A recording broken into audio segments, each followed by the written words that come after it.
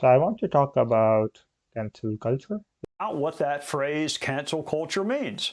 Is it new or is it something that's been around for a long time and we just renamed it? Who gets to decide who or what is canceled?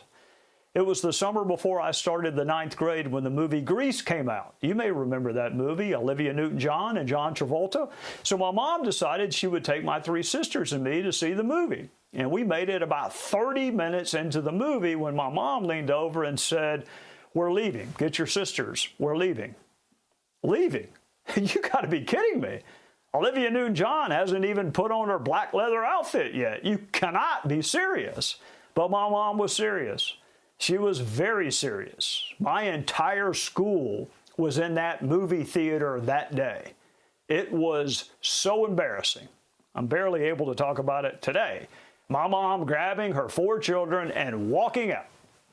My mom canceled the rest of that movie for me. The same cancel culture that God-fearing and idol-worshipping conservatives are saying destroying culture and values of America is destroying the most admired Judeo-Christian values.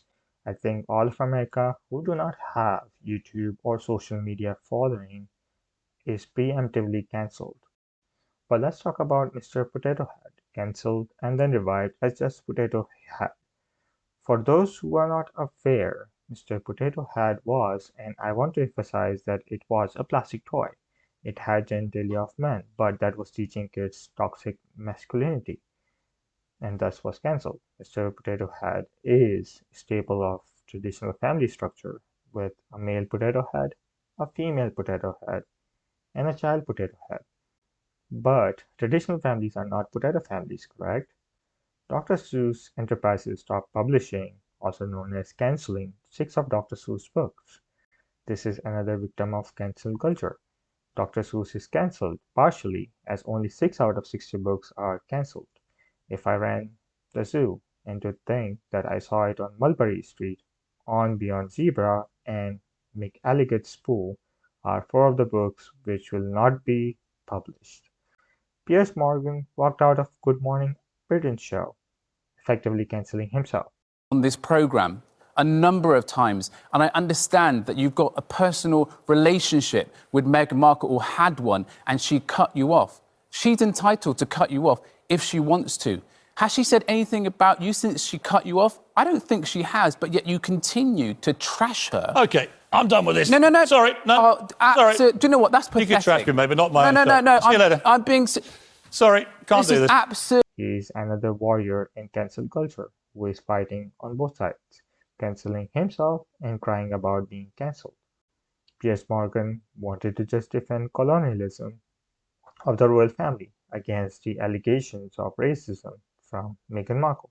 Meghan Markle should be very humble for being in royal family and should have kept relationship with Piers Morgan. Gina Carano from Mandalorian fired for a series of incendiary social media posts and memes mentioning Jeffrey Epstein and appearing to compare conservatives in the US to Holocaust victims.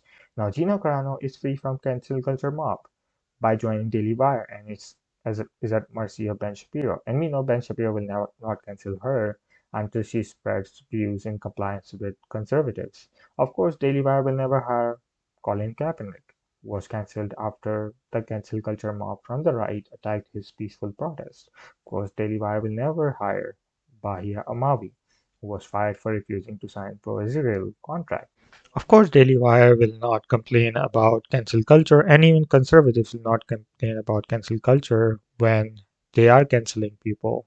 I just made a quick list off the top of my head of some people that right-wing conservatives have tried to censure or cancel privately or publicly or defund or boycott. Here's some of them. Congresswoman Liz Cheney, who they tried to kick off of her chairmanship of the House Republican Conference. Senator Bill Cassidy from Louisiana. Senator Richard Burr. Any of the 17 Republican members of Congress who voted to impeach and convict Donald Trump for inciting violent insurrection against the Union.